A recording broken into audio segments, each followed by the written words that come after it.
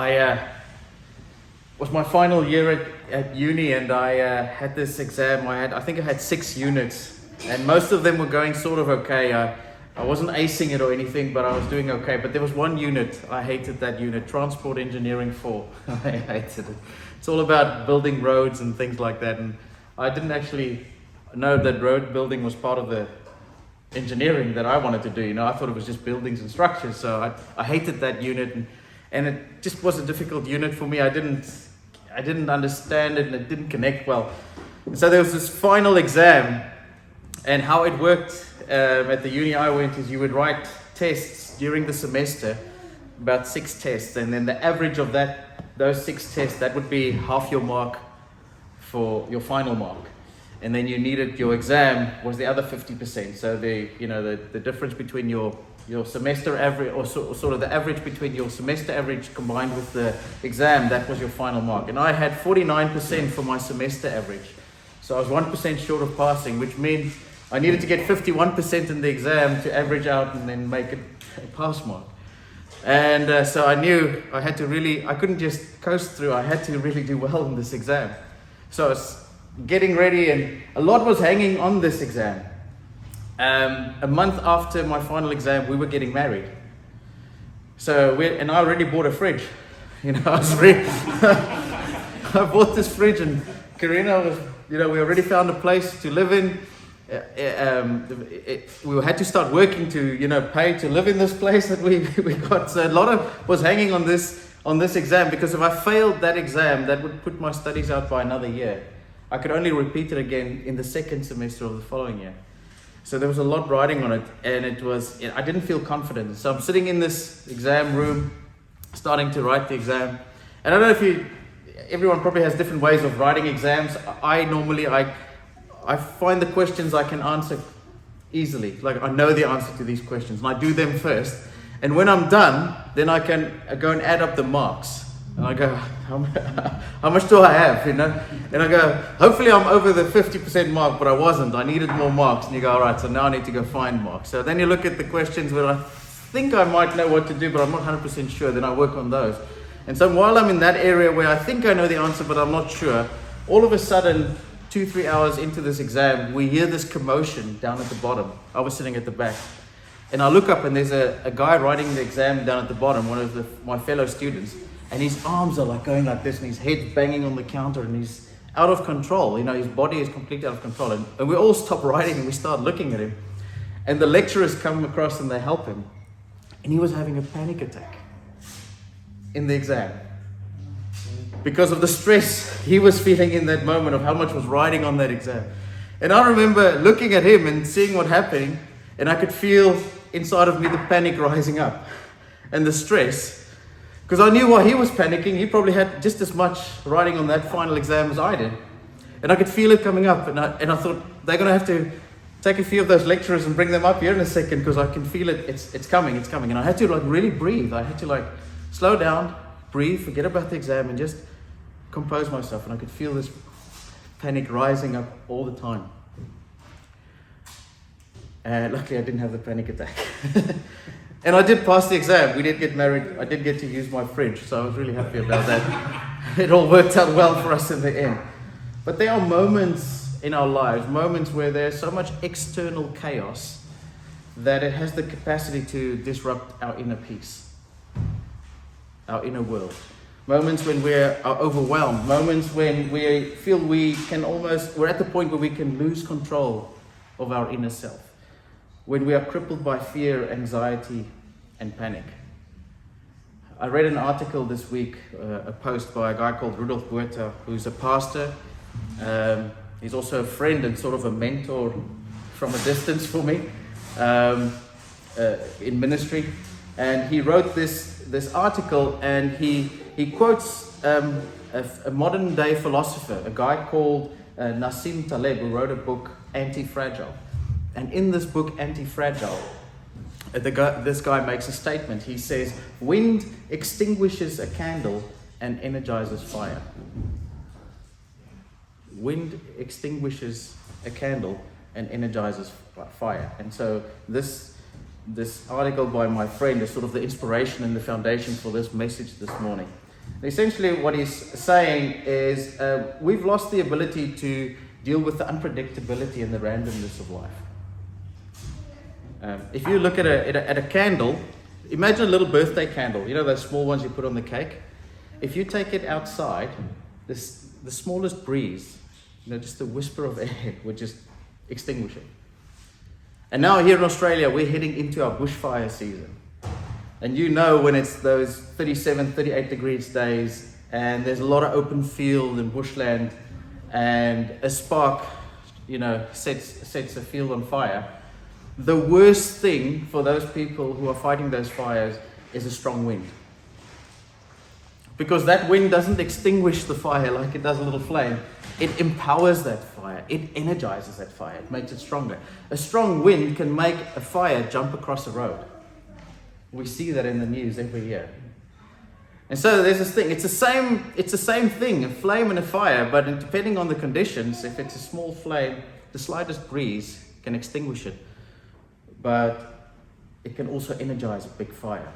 And so what this guy is saying is, over the last 100 years, we as a society have made huge technological advancements. And we've used technology primarily to make our lives more ordered, more predictable, and more comfortable. And because we've made our lives more ordered, predictable, and comfortable, we've actually lost the ability to deal with the randomness and the unpredictability of life. We've become vulnerable. We've become soft. And so the smallest wind, the smallest trouble that comes our way seems to overwhelm us, seems to let the panic within us rise up. Just look at our response to the COVID-19 pandemic over the last couple of years. I read an article the other day that said more people will be killed due to our reaction to the pandemic compared to the actual virus itself. The decisions we make, our reaction to it, because of fear and anxiety. So we live in a modern world that is in chaos. A modern world that has the capacity to push us on the edge of fear, anxiety, and panic attacks all the time. Mental health issues is almost at an all-time high at the moment because of the world we live in. And so this guy, Nassim Taleb, says we need to make an internal shift. We need to shift from being flames to becoming fires. There's something we need to embrace that sees that in the wind, it's not something that destroys us, but we can actually use it to flourish, to become stronger, and to change, and to use it to our better benefit. We are to embrace unpredictability and uncomfortableness in a way that seeks for it to flourish, let us flourish. See, fire doesn't just tolerate wind, fire grows in wind. Fire is desperate for wind because it makes it stronger. So in James chapter 1, in the scriptures, it says from verse 2, it says, "Consider it pure joy, my brothers and sisters, whenever you face trials of many kind." Maybe we can read it like this. "Consider it pure joy, my brothers and sisters, whenever you face winds of many kinds. Because you know that the testing of your faith produces perseverance. Let perseverance finish its work so that you may be mature and complete, not lacking anything. If any of you lacks wisdom, you should ask God, who gives generously to all without finding fault, and it will be given to you. But when you ask, you must believe and not doubt, because the one who doubts is like a wave of the sea, blown and tossed by the wind. That person should not expect to receive anything from the Lord. Such a person is double-minded and unstable in all they do." So in this life, you will face trials. That's a certainty. In this life, you will face winds. And these trials can either have a positive effect on you, or they can have a negative effect on you. They can either weaken you or strengthen you, steal life from you or give life to you. Wind can either extinguish a candle or energize a fire within you. And so the point of that statement of that guy is the wind can either consume you or you can consume it. You can consume it.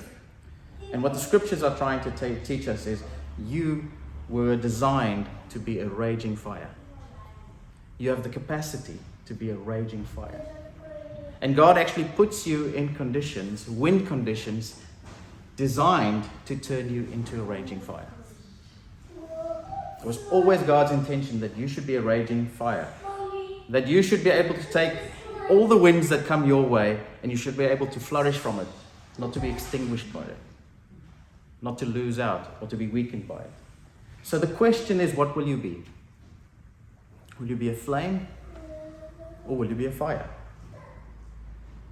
A flame extinguished by the wind or a fire energized by the wind?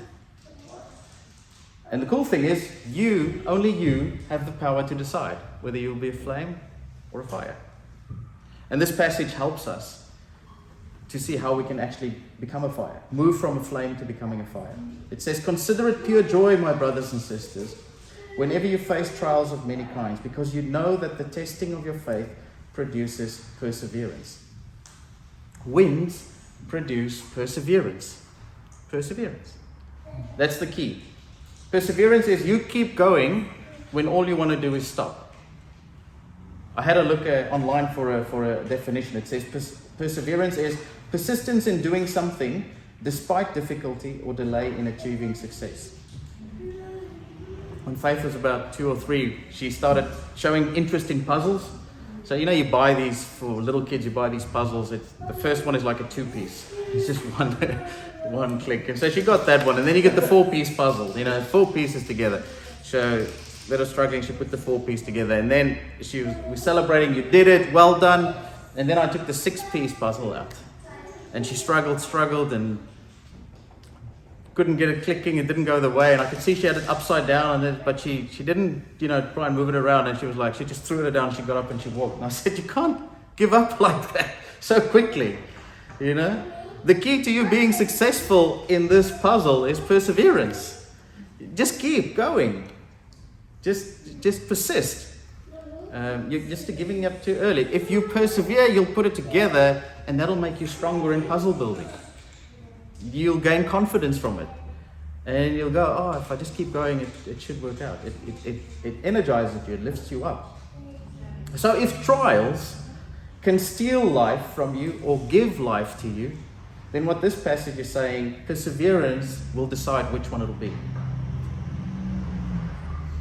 Perseverance will decide whether the winds of trouble in your life will take life away from you or give life to you. Perseverance is a deciding characteristic. When the wind of unpredictability and uncomfortableness blows chaos into your life, and it's threatening your flame, then the biggest struggle you will have is to persevere. When everything is in chaos, everything's going wrong, the biggest struggle you will have is an internal conversation that tells you to stop doing something. I don't know what that is. Only you will know. You'll be in the difficulty, you're trying, it's not working out, and then something tells you I should stop doing whatever that might be. Maybe I should stop in the relationship, get out of the relationship. Maybe I should, give up at work. Give up on my career, give up on my business. I've tried, and it doesn't work. So whatever that thing inside of you is saying, just give up. There'll be that conversation. Give up on the project at work. Give up on certain people. Depending on how strong and how drastic the wind is in your life, it might be really basic stuff. You might go, I'm not giving up on getting out of bed in the morning. I'm not going to give up on brushing my teeth. I'm not going to give up on getting dressed and going out there and facing the world. And that might take perseverance day after day after day, because the wind has been taken out of your sails and you've been knocked down completely. The biggest struggle you will have is about perseverance, not to give up, not to tap out. And that's what will decide whether the wind of chaos that you're in will either take away from you or lift you up, will extinguish you or energize you. The most important decision you can make in high wind conditions is, I will keep going. I'll keep going. The difference between people whose flames get extinguished all the time and those who are energized and become stronger, the difference between them is perseverance. The decision not to stop. The moment you give up is the moment your flame is in danger. But there's a catch-22 situation here. It says the wind develops perseverance. So you need perseverance, but perseverance gets developed when you need it. You don't have it. It's like you got to go into the chaotic wind conditions, and that's where perseverance is developed. But you actually need perseverance, which is it's like when you go for a job and they say you just finished your studies, and they say you go for a job, and they go, but you don't have any experience. Yeah, well, that's what I'm trying to get here with you guys. So the next person can't say that to me. You can't get the job because you don't have experience, but you couldn't have an experience because you were studying. So it's like, it's that kind of thing. You need perseverance, but you can only get it when you need it. It's developed there. So the thing you need is only developed when you need it. Perseverance is like a muscle, like training your muscles. Continual resistance training strengthens the muscle. So continually and in repeated situations, persevering actually makes you stronger at persevering. So in the start, you might suck at persevering at things, but if you just keep on going, then eventually it'll be easier for you to hang in there and to persevere. So it gets better. And so because of this, the scriptures say, find some motivation to persevere. You've got to find some motivation because it's not going to be there initially. So it says this, consider it pure joy. Consider it pure joy because you know that the testing of your faith produces perseverance. Joy? Be joyful in high wind conditions and chaos. In situations that produces anxiety and panic and stress and fear, be joyful in those moments. Which is impossible, isn't it? I mean, that's just faking it. How can you be joyful in situations that are scaring you and that are actually pushing you this far away from a panic attack? Have joy. But what it actually is talking about is make a mental shift. Change your perception about the situation. Instead of being driven by fear and panic and the chaos, be driven by another outlet, one of joy and gratitude. See the situation differently. Get a different perspective on it. One that is fueled by joy. So instead of seeing this situation, this chaos, this wind, as something that is structured for your demise, start seeing the situation as something that is structured for you to rise, to be lifted up. Because your perception is really powerful. The picture you see at the end is the picture you will yield to. If you think it's going to end in your destruction, you will prepare and yield for that outcome. And if you think the situation is going to end in you being lifted up, you will yield and prepare for that outcome. Your perception is really powerful in dictating how you behave in high wind conditions, in chaotic conditions. Change your perspective.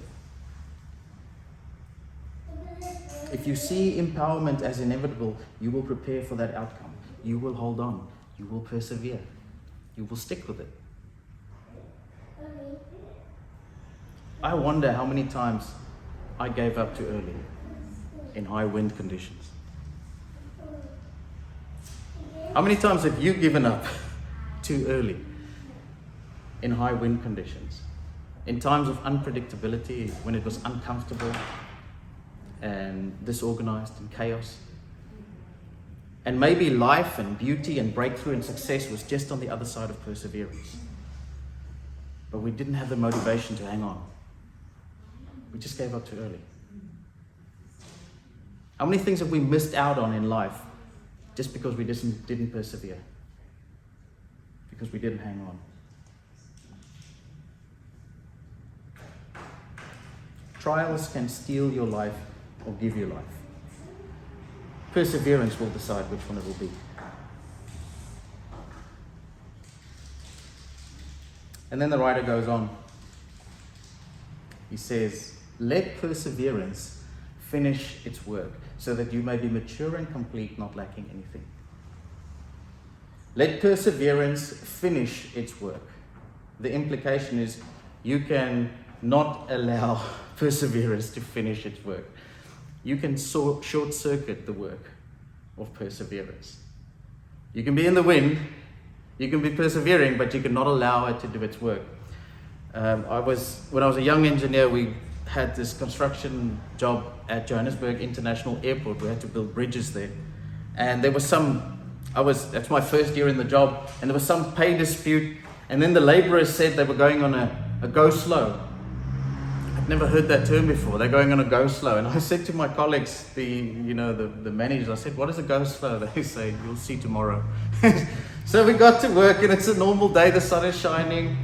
I thought no one's going to be on site. Everyone's there, fully dressed, nicely, putting on their gloves. All the laborers are there, all the machines are there, starting up, warming up, because it's cold in the mornings.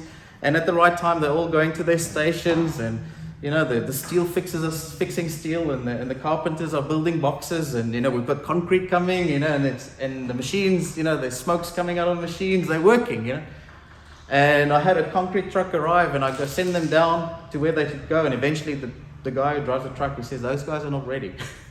What are you talking about? They started on that yesterday. They build 4 or 5 of those bases in a day. They started with that one yesterday. It should have been finished long ago. So I get there, they still haven't even put the reinforcement, the steel reinforcement in the box. And then I realized what a go slow was. It was an intentional act of making sure the work will not get done. Everyone's there, all the equipment is there, all the right stuff's there, but the work is not getting done. What the writer is saying, there's something inside of us that we can be in the storm, we can be in high wind conditions, and there can be a part of us that'll go and go slow and make sure that the work doesn't get done. Short circuits the work. You see, the wind is supposed to push you to do something. The wind is supposed to build your character. It's up to you to allow the work to get done, and you have the ability to prevent it from being done. See, character is the material fire burns on. If you look at that little birthday candle, the only material it has to burn on is that little wick. Once that wick is gone, the fire is extinguished. And if you look at a huge bushfire, it has acres of grassy fields, acres of burning material. And so if you spark that thing, it's going to burn for a long time. It's going to be a raging fire a long time. It'll only be extinguished when all the field is burned up. So your character is the material that the fire burns on, that turns you into a raging fire. You need to develop burning material. You need to develop character. And that happens in high wind conditions, in uncomfortableness. Every windy situation requires you to do something that creates burning material, that creates character, that builds character in you. This perseverance builds character for you to become a raging fire. See, there's a difference between tolerating the wind and embracing the wind. You can be in the wind and not allow it to build your character, and you can be in the wind and your character remains undeveloped. You will not change. Because the wind is supposed to push you to do something, and you're refusing to do whatever that is. Character is built by the choices you make in high wind conditions. That's when it's built. In high wind conditions, you see, it's easier to give up, but character is built when you choose to stay. In high wind conditions, it's easier to hate, but character is built when you choose to love. In high wind conditions, it's easier to resent, but character is built when you choose to forgive. In high wind conditions, it's easier to take, but character is built when you choose to give and to become generous. Then you are building the burning material, the character, to become a raging fire. You have to choose. You have to make the choices that allows your character to be developed in high wind conditions. Let perseverance do its work until you are complete and mature, lacking nothing, until you become a raging fire. Then finally, he says, if any of you lacks wisdom, you should ask God, who gives generously to all without finding fault, and it will be given to you. But when you ask, you must believe and not doubt, because the one who doubts is like a wave of the sea, blown and tossed by the wind. That person should not expect to receive anything from the Lord. Such a person is double-minded and unstable in all they do. It says they must believe and not doubt. They must be not double-minded, but single-minded. You cannot grow into a raging fire without faith, without single-minded devotion to God in your chaos. It is faith that turns flames into raging fires. Faith in what? What do you need to have faith in? Hebrews 12 verse 29 says, for our God is a consuming fire. Our God is a consuming fire. It's interesting in the scriptures, many times in the New Testament, Paul speaks about this thing that when we step into a faith relationship with Jesus, then we are in Him and He is in us. In Him, and Him in us the whole time. You'll see it many times in the New Testament. So stepping into a faith relationship with Jesus is becoming part of God in some way, having God in us and us being in God. And our God is a consuming fire. Stepping into a faith relationship with Jesus is becoming part of a consuming fire. We can become part of a bigger fire. We are connected to a bigger fire, the consuming fire. So you become a raging fire the moment you have faith and you trust God will provide. But you remain a flame when you trust you will provide. Faith is living and orientating your life around the consuming fire. Faith says, I am part of a consuming fire. It sees yourself differently. You see yourself not alone, but connected to the consuming fire. And no wind is going to extinguish the consuming fire. And if you are part of the consuming fire, no wind will extinguish you. Yeah? There is no wind on this planet that can make you weaker. Every single wind that comes your way will make you stronger. When you have faith in the consuming fire, that you are part of the consuming fire, Him and you in Him. No wind will steal your life. Every wind will give you life and lift you up. As long as you see yourself as a small candle flame, you are vulnerable. But the moment you step into high wind conditions with faith, realizing you're not alone, but you are part of the consuming fire, the raging fire, then no wind can ever extinguish it.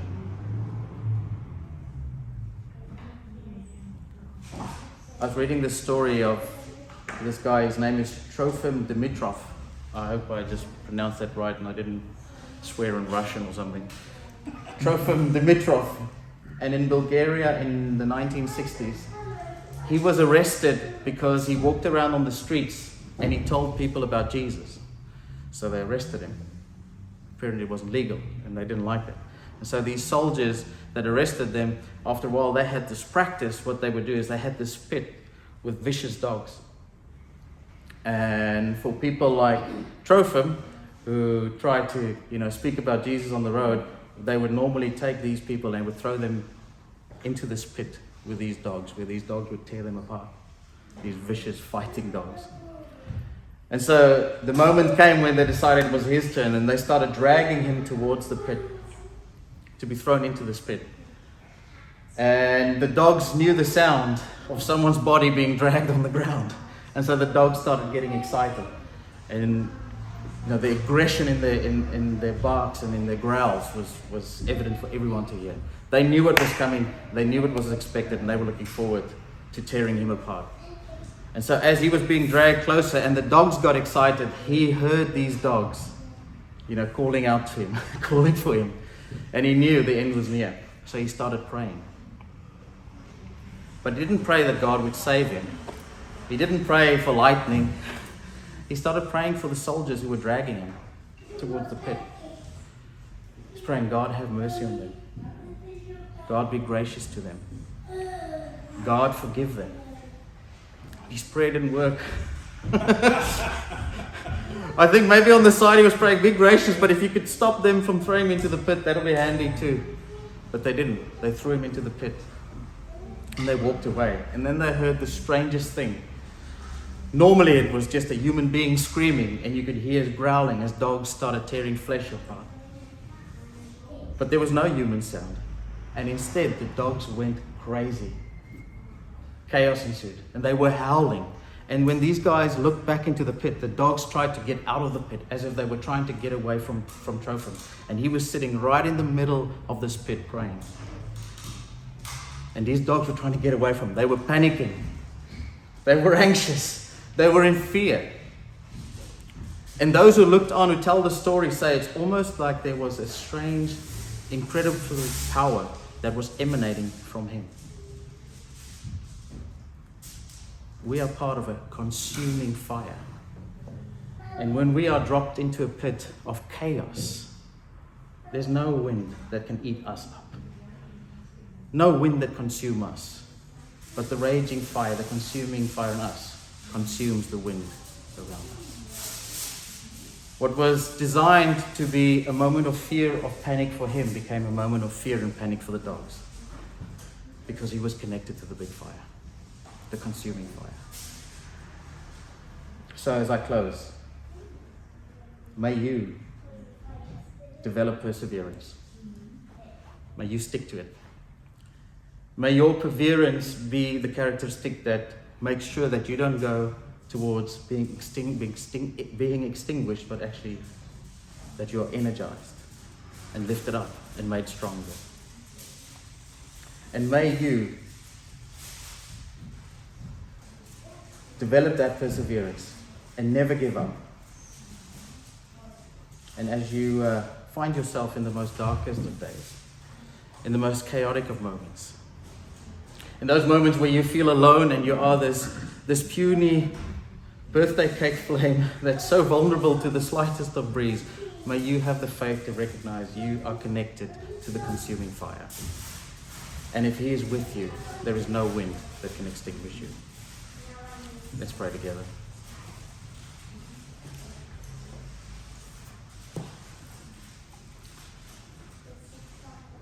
Lord, each and every one of us face our winds of unpredictability, of uncomfortableness, of randomness, of pain, of suffering, of disappointment. We've all found ourselves in those situations where we feel the anxiety rising up within us and the fear and the panic. All of us have been in those moments where we felt we've almost lost control of our internal worlds and that our flames are about to be extinguished. But I pray in this moment that you, Lord, the consuming fire, would be so present, not only here in this moment, but in each and every one of those moments in our lives where we feel vulnerable. That you would be so present, so tangibly present, that we may know that we are not alone, that we are connected to you, the consuming fire. And may you, Lord, give us the perseverance, the strength, the clarity to hold on into situations that we want to let go of, so that we may be made complete and mature, not lacking anything. We pray that in the powerful name of Jesus. Amen.